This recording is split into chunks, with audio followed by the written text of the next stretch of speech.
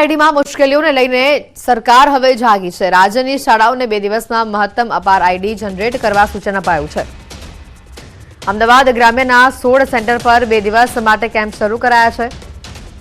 શાળાના આચાર્ય વિદ્યાર્થીઓના ડેટા લઈને સેન્ટર પર આવી રહ્યા છે।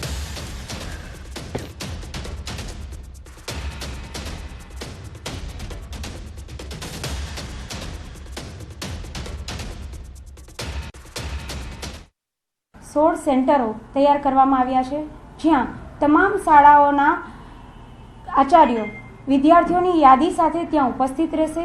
તેમજ ત્યાં જે તે સેન્ટર નક્કી કરેલા સેન્ટરો ઉપર અમારા તાલુકાના MIS તેમજ CRC BRC મિત્રો દ્વારા એમનું નિરાકરણ કરવામાં આવશે કે જ્યાં નામ સુધારો કરવાનો છે કે જે શાળા કક્ષાએ મૂંઝવણ આવે છે એમનું આજના દિને અહીંયા સોર્ટ આઉટ કરી અને અપાર આઈડીમાં વધારે કાર્ય કરી શકીએ એ માટેનો પૂરતો પ્રયાસ કરીએ છીએ। અપાર આઈડી બનાવવાના મામલામાં પારાવાર મુશ્કેલીઓ સામે આવતા આખરે સરકાર જાગી છે અને રાજ્યની અલગ અલગ શાળાઓમાં કેમ્પ કરી અને અપાર આઈડી જે છે તે જનરેટ કરવાની સૂચનાઓ આપવામાં આવી છે અને તેને લઈને અમદાવાદ ગ્રામ્યના 16 જેટલા સેન્ટર પર અપાર માટેના 2 દિવસના કેમ્પ જે છે તે શરૂ કરવામાં આવ્યા છે। One nation one student ID બનાવવા અંતર્ગત અપાર આઈડી બનાવવાની કામગીરી જે છે તે જે રાજ્યની શાળાઓમાં ચાલી રહી છે, પરંતુ તેમાં કેટલીક મુશ્કેલીઓ જે છે તે સામે આવી રહી છે। શાળાઓમાં GR અને આધાર કાર્ડમાં જે ભૂલો હોવાના કારણે અપાર આઈડી જે છે તે જનરેટ થઈ શકતા નથી। જન્મ તારીખમાં ભૂલો હોવાના કારણે કે પછી વ્યાકરણની ભૂલો હોવાના કારણે આધાર કાર્ડ સાથે જે છે તે લિંક નહીં થતા અપાર આઈડી જનરેટ થતા નથી અને તેને લઈને ક્યાંક ને ક્યાંક અપાર આઈડી બનાવવામાં જે મુશ્કેલીઓ જે સામે આવી રહી છે તે જે છે સુધારો કરવા માટે શાળાઓ જે છે તેમાં કેમ્પ કરવામાં આવી રહ્યા છે અને અમદાવાદ ગ્રામ્યની 16 જેટલી શાળાઓના સેન્ટરો જે છે કે ત્યાં આ પ્રકારની કામગીરી કરવામાં આવી રહી છે। કેમેરામેન પ્રકાશ દેસાઈ સાથે સંજય ટાંક, ન્યૂઝ 18 ગુજરાતી, અમદાવાદ। પલસાણામાં ATMમાં ચોરીનો નિષ્ફળ પ્રયાસ સામે આવ્યો છે। બેંક ઓફ બરોડાની પલસાણા બ્રાન્ચમાં ચોરીનો નિષ્ફળ પ્રયાસ સામે આવ્યો।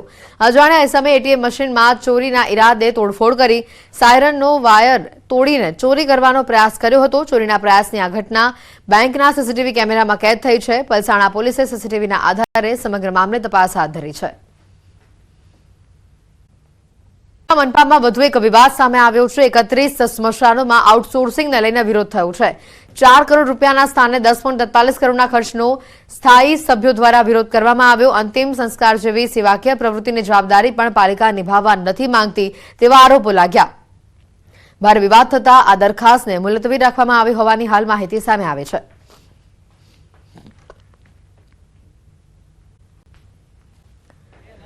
રાજકોટમાં તંત્રી સુધારાને લઈને વિરોધ યથાવત હોય તેવા આ દ્રશ્યો સામે આવ્યા। મોટી સંખ્યામાં લોકો આ વિરોધમાં જોડાયા હતા। 10,000થી વધુ લોકો આ મૌન રેલીમાં જોડાયા। રેલી બાદ કલેક્ટરને આવેદનપત્ર પણ પાઠવવામાં આવ્યું હતું। બિલ્ડરોએ આ વિશાળ મૌન રેલી યોજી હતી। જિલ્લા કલેક્ટરની અધ્યક્ષતામાં ખાસ કમિટી બનાવવામાં આવી હતી। 8 મહિનાથી કોઈ પણ જાતના કમ્પ્લીશન સર્ટિફિકેટ મળ્યા નથી। સાથોસાથ કોઈ પણ બિલ્ડિંગ પ્લાનની મંજૂરી પણ આપવામાં આવતી નથી અને આ હજી સળગતો પ્રશ્ન હતો એનાથી મોટો બોમ્બ ફોડ્યો છે સરકારે અને જંત્રી વધારો જે કર્યો છે એ જંત્રી વધારો અસહ્ય છે। રાજકોટની પ્રજા કોઈ સંજોગોમાં ખમી શકે એમ નથી। નિર્ણય યોગ્ય હોય, લાગતું હોય કે યોગ્ય છે તો પણ એના માટે સમય જરૂરી છે। 5 થી 7 વર્ષનો સમય આપવો બિલ્ડરોને વિકાસ માટે જરૂરી છે। આટલા વર્ષોથી ચાલતી આ સમસ્યાને આવી રીતનો મોટો એટેક આપે એ ઘણું ગેરબંધારણીય છે। જે પ્રકારે સરકારે જંત્રીમાં દરમાં વધારો કર્યો છે એ દરની અંદર જે સમય એક તો પહેલા આપે તો સમજીને લોકો પોતાની રજૂઆત વ્યવસ્થિત કરી શકે અને જે કાંઈ આના માટે તજજ્ઞો છે એનો અભિપ્રાય, પબ્લિકનો અભિપ્રાય એ જોયા પછી સરકાર એમાં નિર્ણય લે, સમાજલક્ષી નિર્ણય લે એવી સરકારશ્રીને વિનંતી છે। અત્યાર સુધી રાજકોટમાં લગભગ 150 જેટલા વાંધાઓ આવ્યા છે અને એની ઊંડાણપૂર્વક તપાસ કરવામાં આવી રહી છે। લોકોની માંગને જોતા હવે ઓફલાઈન વાંધા સ્વીકારવાનું પણ ચાલુ કરી દેવામાં આવ્યું છે। તાલુકા મામલતદારશ્રીની કચેરી, ડેપ્યુટી કલેક્ટરશ્રીની કચેરી અને કલેક્ટર કચેરીમાં આ વાંધાઓ રજૂ કરી શકાય છે અને ઓનલાઈન પણ વ્યવસ્થા ચાલુ છે। એ દિશામાં કલેક્ટર લેવલની એક કમિટી બનાવવામાં આવેલી છે, જે આ બધા જે ફરિયાદો છે એનું અભ્યાસ કરી સરકારમાં પોતાની ભલામણ કરશે. જંત્રીના ભાવ વધારાથી જ રોષ વ્યાપ્યો છે. વડોદરા, રાજકોટ અને અમદાવાદથી અલગ અલગ દ્રશ્યો બતાવી રહ્યા છે. બિલ્ડર એસોસિએશનમાં વિરોધ છે. બિલ્ડરોએ મોટી સંખ્યામાં વિશાળ રેલી યોજી હતી અને સાથે જ કલેક્ટરને આવેદનપત્ર પણ પાઠવ્યું હતું અને તાત્કાલિક ધોરણે નિયમોમાં ફેરફાર કરવામાં આવે તેવી તેઓએ માંગ કરી છે. જિલ્લા કલેક્ટરની અધ્યક્ષતામાં ખાસ કમિટી પણ બનાવવામાં આવી હોવાની વિગતો સામે આવી રહી છે અને જે તેમાં વાંધા અરજીઓ છે તે સરકાર સુધી પહોંચાડવામાં આવશે.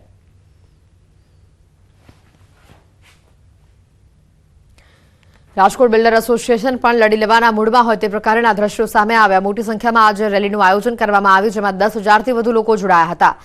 રાજકોટથી જે દ્રશ્યો સામે આવ્યા હતા, વડોદરામાં પણ કંઈક આવા જ દ્રશ્યો સામે આવ્યા, જ્યાં મોટી સંખ્યામાં બિલ્ડર એસોસિએશને વિરોધ નોંધાવ્યો હતો. તો અમદાવાદ શહેરથી પણ આવા જ દ્રશ્યો સામે આવ્યા. જિલ્લા કલેક્ટરની અધ્યક્ષતામાં કમિટી આવનારા દિવસોમાં બનાવવામાં આવશે. જંત્રીમાં ભાવ વધારા સામે વિરોધનો સૂર યથાવત છે. ક્રેડાઈ બાદ હવે રાજકોટ બિલ્ડર એસોસિએશન પણ લડી લેવાના મૂડમાં છે.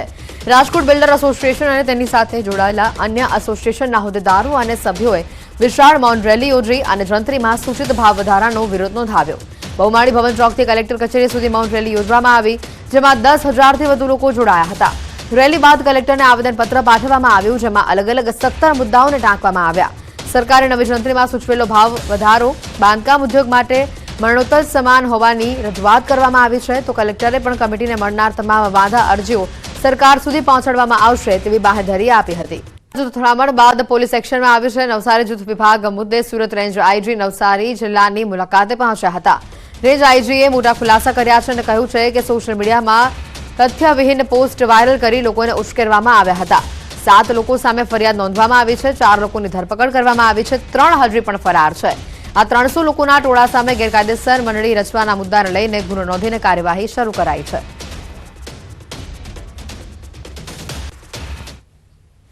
એક પાર્કિંગ બાબતનું બોલાચાલીનો ઇન્સિડન્ટ બન્યો હતો.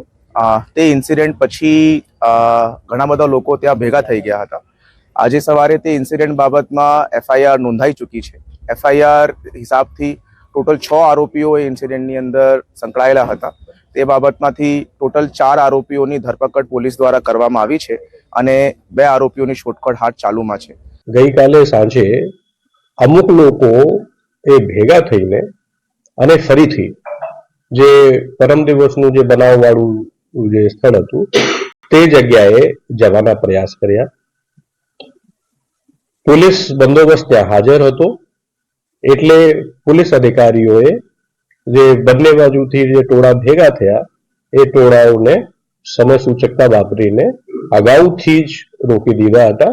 એટલે કોઈ અનિચ્છનીય બનાવ ત્યાં બનેલા નથી, પરંતુ 2 ટોળાઓ સામે ગેરકાયદેસર મંડળીના ગુનાઓ દાખલ કરવામાં આવેલ છે અને આ બંને ટોળાઓના સામેલ વ્યક્તિઓ ની વિડીયોગ્રાફી થયેલી છે અને આ વિડીયોગ્રાફીને અમે આઈડેન્ટિફાઈ કરીને જે લોકો આમાં હતા એને સામે અમે કાર્યવાહી કરી રહ્યા છીએ.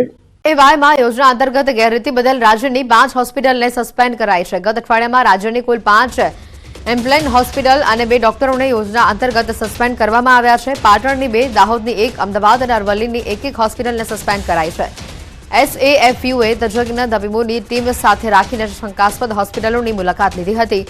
પ્રિયોથ દરમિયાન લેબ રિપોર્ટમાં છેડછાડ, યોજનાની માર્ગદર્શિકાનું ઉલ્લંઘન, BU અને ફાયર સેફટી સર્ટિફિકેટના અભાવ સહિતના કારણોસર હોસ્પિટલને સસ્પેન્ડ કરાઈ છે. 50 લાખ સુધીની પેનલ્ટી અને ક્ષતિઓની પૂરતા ન થાય ત્યાં સુધી યોજનામાંથી સસ્પેન્ડની કાર્યવાહી SAFUની ટીમ હોસ્પિટલના રેકોર્ડની કરી રહી છે ચકાસણી.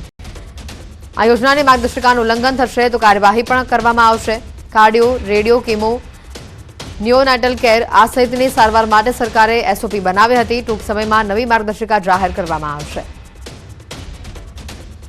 મહત્વના સમાચાર. તાંત્રિકના મોતના ખેલને લઈને 12 લોકોની હત્યા કર્યા બાદ મોતને ભેટનારા તાંત્રિક અંગે મોટા ખુલાસા થયા છે. તાંત્રિક નવલસિંહ ચાવડાએ પોતાના જ 3 સંબંધીઓની હત્યા કરી હતી, જેમાં બીમાર રહેતા દાદીની હત્યા કરવામાં આવી હતી. બીમારી પાછળ ખર્ચો વધતા તાંત્રિકે પોતાની જ દાદીની હત્યા કરી નાખી, જ્યારે મિલકત માટે તેણે પોતાના કાકાની હત્યા કરી હતી. તાંત્રિકનો મોતનો આ ખેલ ફક્ત 20 રૂપિયાની ઝેરની પડીકી અને 12 લોકોની હત્યા. સુરેન્દ્રનગરના વઢવાણના તાંત્રિક નવલસિંહ ચાવડાને તો પાપની સજા મળી ગઈ, પરંતુ મરતા પહેલા તેણે 12 લોકોની હત્યાની કબૂલાત કરી. ખુદ પોતાની માતા અને દાદી ઉપરાંત 12 લોકોની હત્યા માટે તાંત્રિક ભુવાએ સોડિયમ નાઇટ્રેટનો ઉપયોગ કર્યો હતો.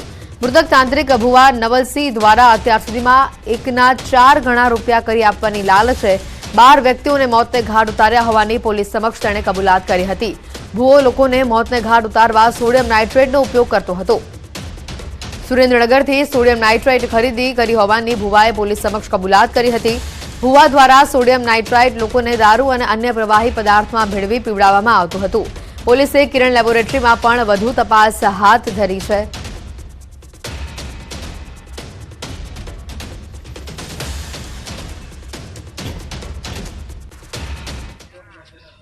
નવલભાઈ અમારી ત્યાં આવ્યા, અમને એક્ઝેક્ટ ધ્યાન નથી, પણ આવ્યા તો ખબર નથી.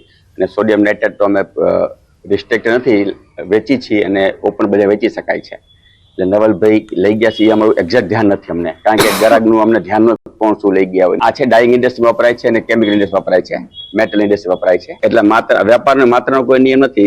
નાના ગ્રાહકનું કઈ બી કામ કલર ડાઘા બાગ કલર વાપરવો હોય તો 100 ગ્રામ દે ને 500 કિલો દે ને 10 કિલો દે. એટલે માપ નથી કે કેટલું દેવું. સોડિયમ નાઇટ્રેટથી 12 લોકોની હત્યા કરનારા આ ભુવા નવલસિંહ ચાવડાનું મોત નીપજ્યું. અમદાવાદમાં લોકઅપમાં વોમિટ થયા બાદ ભુવો ઢળી પડ્યો અને તેનું મોત થયું છે, જેને સારવાર માટે ખસેડાતા તબીબોએ તેને મૃત જાહેર કર્યો. સરખેજ પોલીસે ભુવા નવલસિંહ ચાવડાની ધરપકડ કરી હતી અને ત્યારે તપાસમાં ચોંકાવનારા ખુલાસાઓ થયા છે. ભુવાએ આર્થિક ફાયદા માટે તાંત્રિક વિધિની આડમાં 12 લોકોની હત્યા કરી હોવાની પોલીસ સામે કબૂલાત કરી હતી. આરોપીઓ તમામ લોકોને સોડિયમ નાઇટ્રેટ આપીને મોતને ઘાટ ઉતાર્યા હોવાનું સામે આવ્યું છે, જેમાં અસલાલીમાં 1, સુરેન્દ્રનગરમાં 3, પડધરી, અંજાર અને વાંકાનેરમાં હત્યા કરી હોવાનું સામે આવ્યું છે. પોતાના જ 3 પરિવારજનોની હત્યા પણ તેણે કરી છે. આરોપીએ સુરેન્દ્રનગરની કિરણ લેબોરેટરીમાંથી સોડિયમ નાઇટ્રેટ લીધું હતું અને વઢવાણના આશ્રમમાં તે રહેતો હતો. 1ના 4 ગણા રૂપિયાની લાલચ આપી ભુવો લોકોને ફસાવતો અને રૂપિયા પડાવ્યા બાદ હત્યા કરી નાખતો. આરોપી જે તે વ્યક્તિને વિશ્વાસમાં લઈ રૂપિયા પડાવતો હતો અને બાદમાં પાણી કે આલ્કોહોલમાં સોડિયમ નાઇટ્રેટ પીવડાવવા માટે આપતો હતો, જેનાથી વ્યક્તિનું મોત થઈ જાય અને આખો મામલો હાર્ટ એટેક કે અકસ્માત કે આત્મહત્યામાં ખપાવી શકાય.